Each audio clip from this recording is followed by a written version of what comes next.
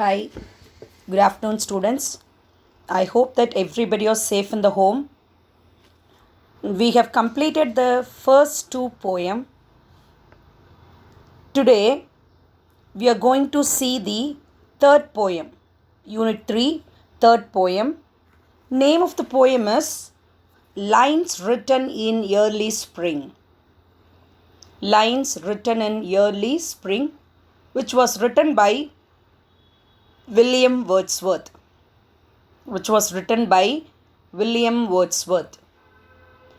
So, Wordsworth is a nature poet. Many of his poems describes mainly about nature.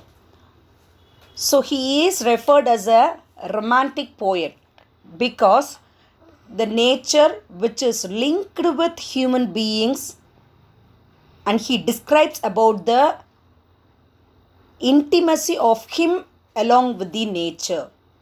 So he always refers that nature is always linked with humankind. So human beings should know the value of nature. God created nature. So along with the nature, we are also created by God. So Wordsworth will always link him with the nature. So he loves nature. He describes nature with beautiful words. When we read his poem, the nature will be visualized through his words. So who is referred as a great writer? So through their words, they should bring the character in front of the audience. We will say that a picture is worth than 1,000 words. It is a maxim, a kind of proverb. A picture is worth than 1,000 words. What does this word proverb mean? So, a particular picture or an image, we can easily understand what is the concept by seeing that one image. By seeing one image, we can easily understand the theme of the drawing. But to understand a theme, we have to read 1,000 words. So, when compared to understand a particular theme, it is easy by seeing a particular drawing. So, to express the characters or to express the nature, to express the reality through words is very, very difficult. But it is very easy by expressing through it by an art, by an drawing. You all understand? So, William Wordsworth brings nature before us in this poem. By reading each and every line of the poem, each and every line will describe about only nature. So by reading the lines, by reading the words, we can visualize, we can imagine the nature that is running before us. So that is the talent of William Wordsworth. Through his words, he describes the nature in an excellent manner. And it is not so much tough poem. It is a very simple poem and very simple concept, that is nature is linked with humanity. So nature is linked with humankind. That is the simple theme of the poem. And he describes about the nature. So there are many seasons in nature. It is winter season, it is autumn season, it is summer season, it is spring season. But in this poem, he describes the nature sequence with that spring. So early spring. So we all know that in spring season, the garden will be full of flowers, full of birds. It looks like a lively garden or lively forest. So, in that early spring, our Wordsworth go to a grove. It means like a kind of forest. He goes to a forest and he sits under a tree and he hears many things, he sees many things. What are all the things he sees and what are all the sounds he hears is explained in this poem. So he was very happy when he is sitting in that nature surrounding. So that will be explained in this poem. So William Wordsworth write this poem which is under which season? That is early spring season. So in which season he writes this poem? It is none other than spring season. Who is the author of the poem? William Wordsworth. What is the theme of the poem? Nature is linked with humankind. Who is the speaker or narrator of the poem? So, speaker, narrator, poet, author, everything is our William Wordsworth. So, who is the speaker? William Wordsworth. So, who goes to the grove is none other than William Wordsworth. Who speaks about the sounds and the waves of the nature is none other than William Wordsworth. So, our author William Wordsworth describes the scenery of the forest and what are all the things he sees or what are all the sounds he hears, which is expressed through the lines of the poem. So, now we can go through the outer point of that poem. So, our poem consists of 6 stanzas. So, each stanza is of 4 lines. So, a particular stanza which has 4 lines is called as quatrains. Quatrains. Quatrains.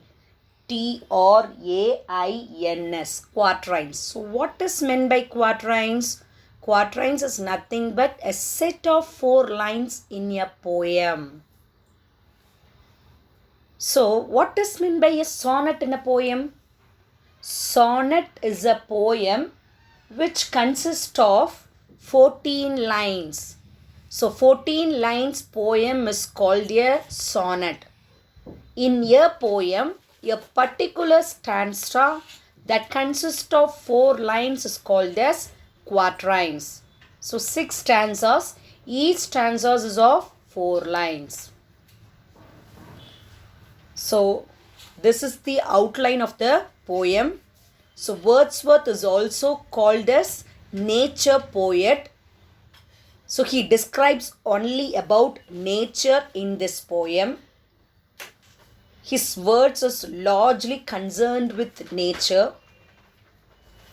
And the main important thing is that the narrator sits underneath a tree and he also explains the changes that society has undergone around him. These are the 2 points. One, he explains about the nature. And second thing, how human beings have changed, have undergone many changes because of the influence of the society. So, this is the outline of the poem.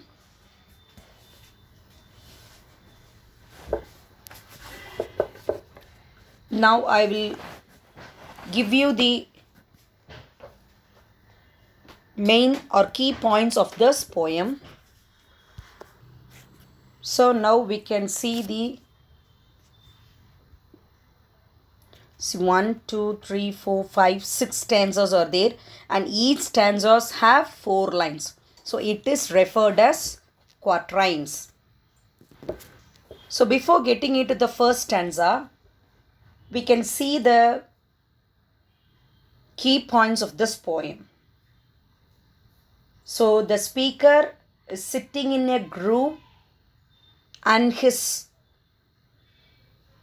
is filled with pleasant as well as sad thoughts. So our poet is sitting in a grove. He is filled with 2 thoughts. One is happy thoughts, that is referred as pleasant thoughts. Second one, he is also filled with sad thoughts. So he gives reason for the pleasant thoughts as well as he gives the reason for these sad thoughts. He is very much associated with the nature. When he sees the nature, it is giving him a pleasant thoughts. Because of nature, he is filled with pleasant thoughts. But there is another reason why he is filled with sad thoughts. Because he feels distressed, he feels disappointed, he feels frustrated. His frustration is because of his sad thoughts. What is the sad thoughts? Why the sad thoughts fills his mind? What is the reason for that? Is answer for that. Our human beings are now exploiting the nature. That nature is destroyed by human beings. So by seeing nature and its beautiful things, beautiful appearance, our author William Wordsworth is filled with pleasant or happy thoughts. But why his mind is filled with sad thoughts? It is the reason that human beings are exploiting the nature or destroying the nature, and they are moving away from the nature. So that is the reason why he is filled with sad thoughts. So he explains the atmosphere around him.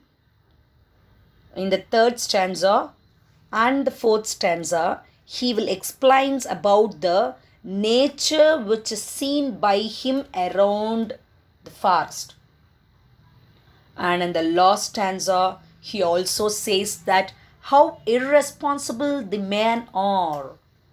Because of their irresponsibility, they are destroying the nature.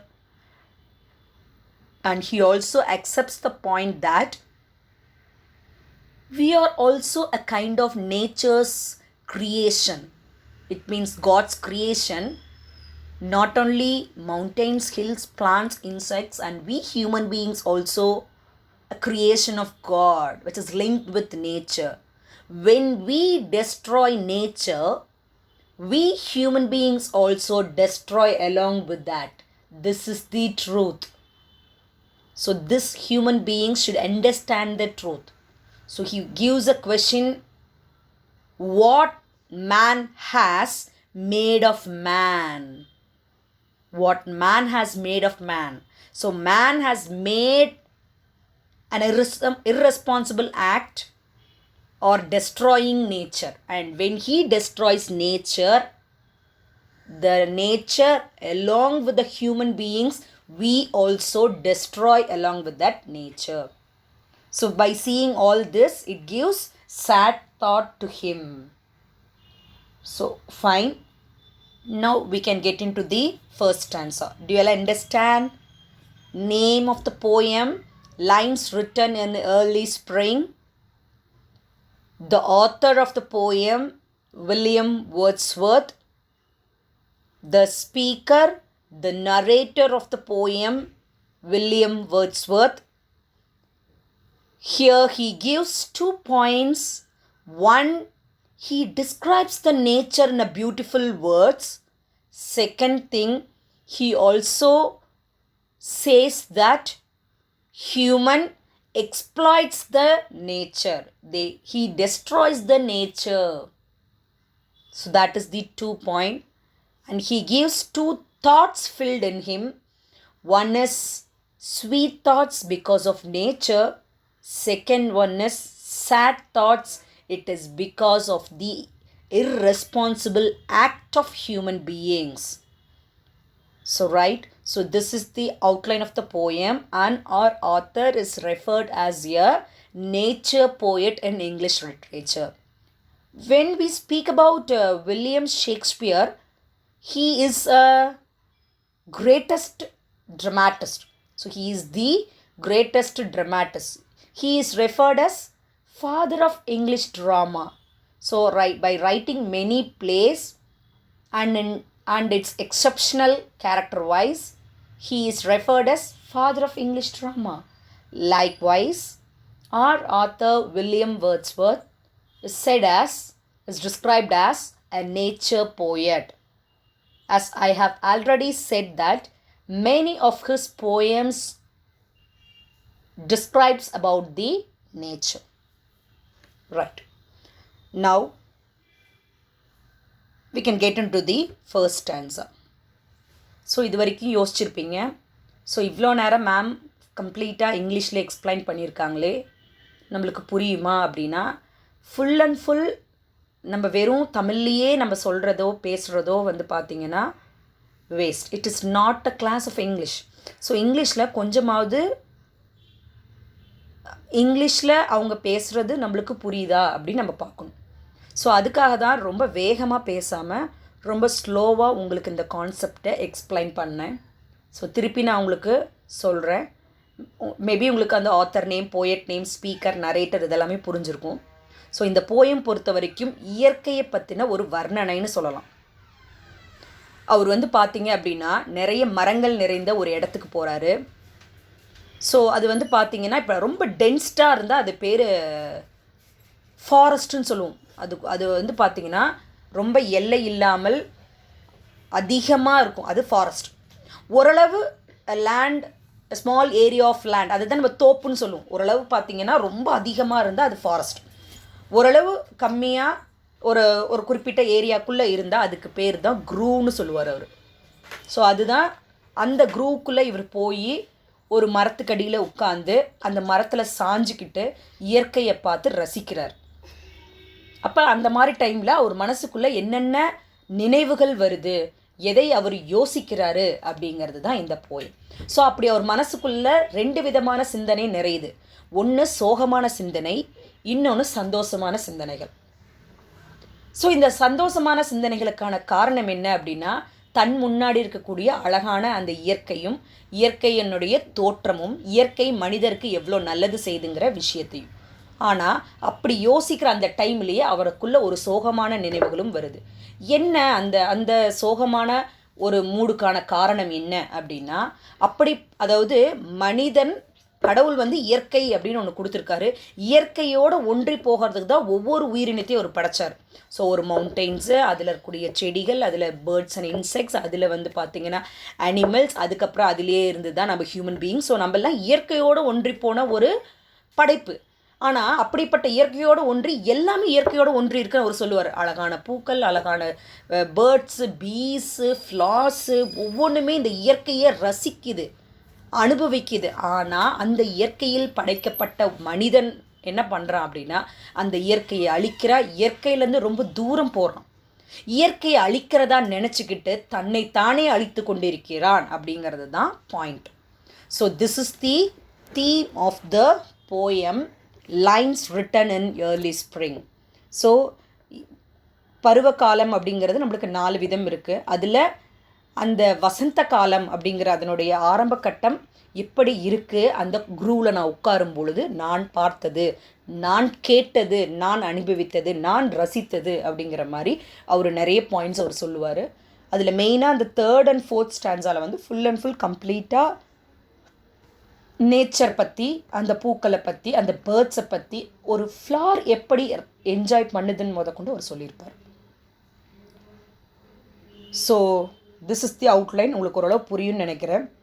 So ஒரு நேச்சரை பற்றி அந்த அதனுடைய அந்த spirituality அப்படின்னு நம்ம சொல்கிறது. ஸ்பிரிச்சுவாலிட்டினாவே என்ன அர்த்தம் அப்படின்னா கடவுளோட ஒன்றி போன ஒன்று, டிவைன் சேக்ரெட் திங்ஸ். ஸோ இயற்கையே ஒரு கடவுள் தான் நம்ம சொல்லுவோம். இயற்கை என்பது ஒரு கடவுள். ஸோ அப்படிப்பட்ட அதை நாம் என்ன பண்ணுறோம், நாம் அதை அழிக்கிறோம் அப்படின்னு அவர் சொல்லியிருப்பார். அந்த ஒரு டிவைன் நேச்சர். இன்னொன்று அவர் சொல்லுவார், நாம் இயற்கையோடு ஒன்றி இருக்கிறது. So close to nature is close to God.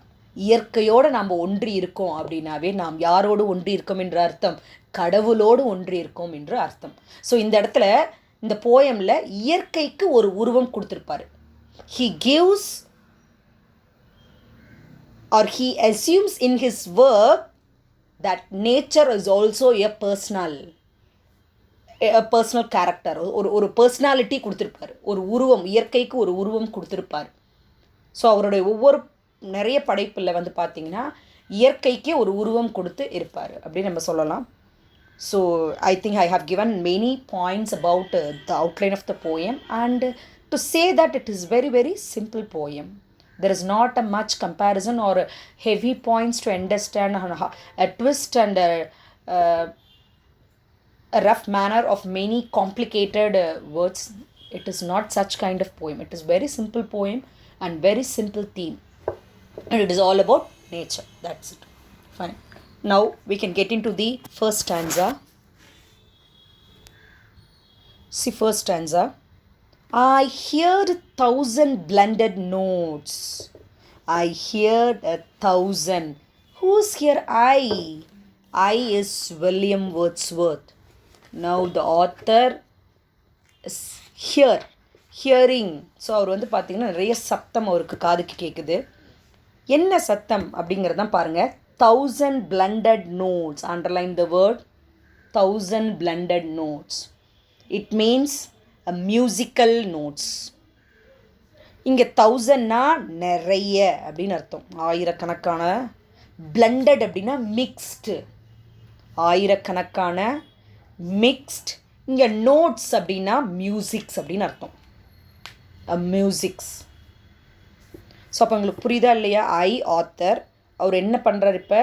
He is hearing என்ன, தௌசண்ட்ஸ் ஆயிரக்கணக்கான மிக்ஸ்டு, பல ஆயிரக்கணக்கான பலவிதமான சப்தங்கள் சேர்ந்த ஒரு மியூசிக்கல் நோட் அவருக்கு அது கேட்குது. இங்கே நோட்ஸ் அப்படின்னா மியூசிக் நோட்ஸ், சாங்ஸ் அப்படின்னு அர்த்தம். ஸோ இது வந்து பார்த்திங்க அப்படின்னா ஒனமட்டோஃபியா நம்ம சொல்லலாம். ஏன் ஒனமட்டோஃபியானா சத்தத்தை தான் நம்ம பிளண்டட் நோட்ஸ் அப்படின்னு நம்ம சொல்கிறது. ஒனமட்டோஃபியா அப்படிங்கிற மாதிரி. ஸோ இப்போ இந்த இடத்துல பாருங்கள், 1,000 blended notes. ஸோ இங்கே என்ன, ஆயிரக்கணக்கான மிக்ஸ்டான நிறைய சத்தங்கள் கேட்குது. அப்போ இவர் எங்கே இருக்கார் அப்படின்னா, அதை நான் செகண்ட் லைனை சொல்லிவிட்டு திருப்பி ஃபஸ்ட் லைன் வரேன் பாருங்கள். வாயில் எங்கே இந்த மாதிரி பலவிதமான சத்தங்கள் கேட்குது அப்படின்னா, while in a groove underline பண்ணிக்கோங்க, groove அண்டர்லைன் பண்ணிக்கோங்க. A small area of land with a group of trees.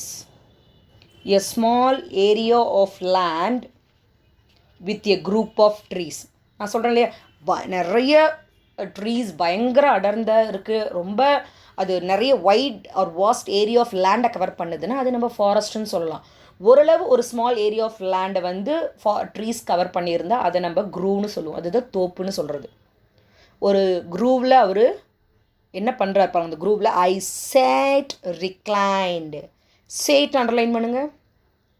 So ஆக்சுவலாக இங்கிலீஷ்லேயே வந்து பார்த்தீங்கன்னா olden English, modern English, middle இங்கிலீஷ்னு இருக்குது. அப்போ நிறைய வேர்ட்ஸ் வந்து சேஞ்ச் ஓவர் ஆகும். பழங்காலத்தில் ஓல்டு ஃபேஷன் தான் அந்த சேட்டுங்கிற வார்த்தை, SATE. ஆனால் இப்போ அந்த வேர்டு தான் நம்ம சாட், சிட் சாட், ரைட், அந்த சாட், SAT, சாட், உட்கார்றது. Sat, SAT, sat, sit sat பாஸ்ட்னு சொல்லுவோம்ல, அந்த சாட் உட்காந்துட்டு இருக்கேன் அப்படிங்கிறது தான். அதனுடைய ஓல்டன் இங்கிலீஷ் தான் SATE. ஸோ க்ரூவ்னா a small area of land with a group of trees. SATE, சாட்னா SAT, சாட் தான். எப்படி உட்கார்ந்துட்டுருக்காரு, ரிக்ளைன்டு, அண்டர்லைன் பண்ணிக்கோங்க, ரிக்ளைன்டு. இங்கே reclined அப்படிங்கிறது என்ன? lean back in a position of rest. ஒரு மரத்தில் சாஞ்சி உட்காந்துருது, அதுதான் சாஞ்சி சீட்டில் சாஞ்சி உட்காரணும் இல்லையா பஸ்ஸில் போகும்போது, அந்த சாஞ்சி உட்காரதுக்கு பேர் தான் reclined அப்படின்னு அர்த்தம். lean, L-E-A-N, lean back in a position of rest. lean back in a position of rest. So ஒரு ரெஸ்ட் எடுக்கிறதுக்காக நாம் சாய்ந்து உட்காரக்கூடிய பொசிஷனை தான் நாம் ரிக்ளைண்டுன்னு சொல்கிறோம். அவர் சாஞ்சி உட்காந்துட்ருக்காரு. எங்கே உட்காந்துட்ருக்காருன்னா ஒரு க்ரூவ், ஒரு ஃபாரஸ்ட் ஏரியா. ஃபாரஸ்ட் அப்படின்னு இங்கே ஒரு தோப்பு, அதில் ஒரு மரத்துக்கு அடியில் அவர் உட்காந்துட்ருக்காரு. அப்போ அவர் அந்த மரத்துக்கு அடியில் அந்த ஒரு தோப்பு மாதிரி இருக்கக்கூடிய இடத்துல உட்காரும் பொழுது அவருக்கு என்னென்ன சத்தம்லாம் கேட்கும்? காற்றுல செய்யும் போது நம்மளுக்கு அந்த இலைகளோட சத்தம் கேட்கும், அந்த ட்ரை லீவ்ஸ்னுடைய சவுண்ட்ஸ் கேட்கும், பேர்ட்ஸ்னுடைய சத்தம் கேட்கும், ஏர் வேகமாக வீசுகிற சவுண்ட்ஸ் நம்மளுக்கு கேட்கலாம், பீஸ்னுடைய சவுண்ட்ஸ் கேட்கலாம், இன்செக்ட்ஸோட சவுண்ட்ஸ் கேட்கலாம், பிரான்ச்சஸ் அது பார்த்திங்கன்னா அசையும் பொழுது அதில் ஒரு சத்தம் கேட்கலாம். ஸோ இந்த மாதிரி ஆயிரக்கணக்கான சத்தங்கள் கலந்து அந்த இடத்துல ஒரு சாங் போல் அவருக்கு கேட்குது. ஸோ அதுதான் இங்கே 1000 blended notes is all musics of divines. டிவைன்னா இங்கே என்ன அர்த்தம்? புனிதத்தன்மையான இயற்கையின் சத்தங்கள், ஆயிரக்கணக்கான இயற்கையில் வரக்கூடிய அந்த சப்தங்கள் எல்லாம் கலந்து என் காதில் கேட்கிறது. எங்கே அப்படின்னா ஒரு குரூவில். அப்போ நான் அங்கே என்ன பண்ணுறேன்னா ஒரு மரத்துக்கு அடியில் நான் உட்காந்துட்ருக்கேன். அது எப்படி உட்காந்துட்ருக்கேன்? சாய்ந்து உட்காந்துட்ருக்கேன். ஸோ அதுக்கு ஒரு இமேஜ் காமிக்கிறேன் பாருங்கள்.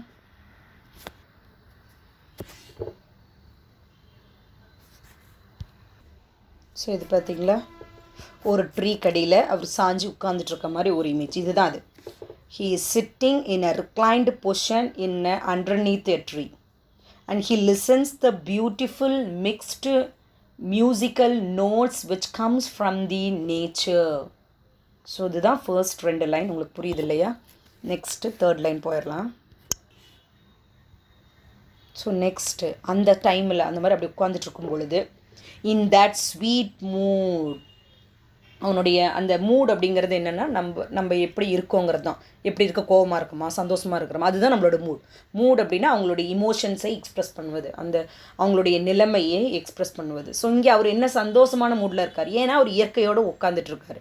இன் that sweet mood when pleasant thoughts, அந்த நம்ம சந்தோஷமாக இருக்கும்போது நம்மளுக்கு சோகமான நினைவுகள் வருமா? அப்படி இல்லை. இங்கே ஸ்வீட் மூட் அப்படிங்கும்போது he was very happy thoughts. When happy thoughts, pleasant அப்படின்னா வெரி ஹாப்பி. ஸோ அந்த இயற்கையோடு உட்காரும் பொழுது, அந்த இயற்கையை பார்க்கும் பொழுது சந்தோஷமான நினைவுகள் வரும் பொழுது அவருடைய மூட் எப்படி இருக்குது? ஸ்வீட்டாக இருக்குது. ஆனால் bring sad thoughts to the mind, இதுதான் பாயிண்ட். இருந்தது sad thoughts to the mind. So அவ்வளோ சந்தோஷமாக அந்த இயற்கையை நினச்சிட்டு இருக்கும் பொழுதே அவருக்கு சோகமான நினைவுகள் அங்கே வருது. அந்த சோகமான நினைவுகளுக்கான காரணம் என்ன அப்படின்னா, அந்த இயற்கை இப்படிப்பட்ட சந்தோஷமான இயற்கையால் நாம் படைக்கப்பட்டோம், நாமளும் இயற்கையோடு ஒன்றி இருக்கிறோம். இந்த சூழ்நிலை இப்படிப்பட்ட இயற்கையிலிருந்து மனிதன் தனியாக போகிறான், இயற்கையை அழிக்கிறான், இயற்கையை விட்டு வெளியே செல்கிறான், இயற்கையை விட்டு ரொம்ப தூரத்தில் அவன் போயிட்டுருக்கான் அப்படிங்கிறது ரொம்ப சோகமான நினைவுகளை கொண்டு வருது. So it brings both sweet pleasant thoughts as well as sad thoughts. So இதுதான் ஃபர்ஸ்ட் ஸ்டான்ஸா. ஸோ இதுலேருந்து உங்களுக்கு கொஷின்ஸ் கேட்குறாங்க அப்படின்னா, what is meant by 1000 blended notes அப்படின்னு கேட்கலாம். So it is a combination of musical நோட்ஸ்ன்னு சொல்லலாம். மியூசிக்கல் சாங்ஸ், டிவைன் சாங்ஸ் எப்படி வேணாலும் யூஸ் பண்ணலாம். So where is the poet sitting? He is sitting in a groove. What is meant by groove? Groove means a small area of land, with group of trees. That's groove. Okay, then what did the poet hear? என்ன இந்த poet காதில் கேட்குறாரு? He heard 1000 blended notes. Okay, then where did the poet hear? எங்கே அவருக்கு அந்த சத்தம் கேட்குது? He heard it when he sat in a groove. அவருக்கு எப்போ அந்த சத்தம் கேட்குது? குரூவில் இவர் உட்காந்துட்டு இருக்கும் பொழுது அந்த சத்தம் கேட்குது. Okay, When did he hear the 1,000 blended notes? எந்த டைம் அப்படின்னா in early spring when he is sitting in a grove. Next, who is the speaker of the poem or who is the narrator of the poem? Is none other than William Wordsworth. So the poet, so you will be asked the question under appreciation, who is the speaker of the poem? So when this kind of question is asked, how can you answer this question? Many of you will write the simple answer, the poet as a speaker. Whether it is right, whether it gives you full mark. See, when you're writing the questions under one poem, so if you are getting a slip test, you will be having only one poem. So in such manner, you can write as the poet as a speaker. But when you're writing an unit test, when you're writing half-yearly, quarterly or annual, you will have more than one poem. So in that case, when you're writing poem, you will be answering a question that the poet is the speaker. So we will have many authors because you're going to read 6 poems. So you will be having 6 poets. When you're simply answering the poet as a speaker, we cannot refer it as which poet. So when who is the speaker is a question asked under appreciation question, you have to answer the poet's name. Now if you're having lines from lines written in early spring, under that lines you will be having a question, who is the speaker? How will you answer that? The poet William Wordsworth is the speaker of the poem. This is the full-fledged answer for that question. You should not write the poet is the speaker. So which poet? There are many poets. Gabriel Ocker is also a poet. Frederick Ogden Nash is also a poet. William Wordsworth is also a poet. But regarding the lines given in the question, you have to write the name of the poet correctly. So in this poem, who is the speaker? The poet William Wordsworth is the speaker of the poem. You should answer in this way. Now, what is meant by sate? So sat, it means sat. The sate is an old-fashioned English. It means archaic அப்படின்னு சொல்லுவாங்க. இங்கிலீஷில் அதுக்கு பேர் என்னது? archaic அப்படின்னா ARCHAIC archaic அப்படின்னா ஒரு காலத்தில் புழக்கத்தில் இருந்த சில வார்த்தைகள் இன்று இல்லாமல் போயிருக்கும். சில வார்த்தைகள் டிக்ஷனரிலேருந்து எடுக்கப்பட்டிருப்பாங்க. அந்த மாதிரி இவங்க வந்து பீப்புள் வந்து அந்த வார்த்தைகள்லாம் மறந்து போய் வேறு வார்த்தைக்கு மருவி இருப்பாங்க. ஸோ அப்போ சேட் அப்படிங்கிறது இப்போ நம்ம என்னன்னு சொல்கிறோம்? சாட்டுன்னு சொல்கிறோம். அவ்வளோதான். ரைட்? ஸோ இந்த first stanza, the poet is hearing a mix of 1,000 musical songs from the nature. Where he sits in a grove under a tree, sitting in a reclined position. So by seeing the nature, it gives him happy thoughts, but it also brings him sad thoughts in the mind. Right? So this is the first stanza. So fine students, today we have seen the outline of the poem and we have seen about the first stanza. So with this we complete today's session. We can see the next stanza in the next line, next class, right? So if you have any doubt, you can contact me. Please do not waste your time. Make it useful. Whatever the situation or circumstances arises, surely you will have an annual examination. They will postpone 2 to 3 months, right? So if you are writing in March, surely you will have to write in April or in June. April, May, maximum in June, right? So it means that you're going to write your annual examination. There is no cause of stopping it, right? So study well, utilize the time perfectly, get contacted with your teachers, and if they have informed you about any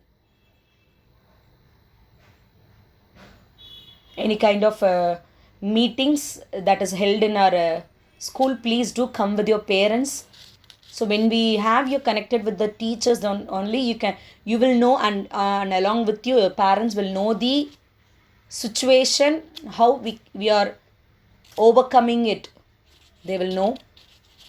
And if anybody have, many of you haven't got your guides, so please do collect your guides from your school itself. So for English, we have bought guides in a wholesome manner, and we have given to the particular teachers, English staff. So it is in the Jain staff room. So you can go and collect your guides by paying 180 rupees, right? So daily there will be a concerned English staff will be there, and you can collect your guides by paying the money 180 rupees. So please do get your guides, because without guides you cannot read any kind of sections under English, right? You need guides. So though, because if in major you can easily get your points from by reading the textbook itself, but when coming under English, you need to have your guides to read all kinds of sections, right? So thank you, students. We will meet in the next session. Thank you. Bye.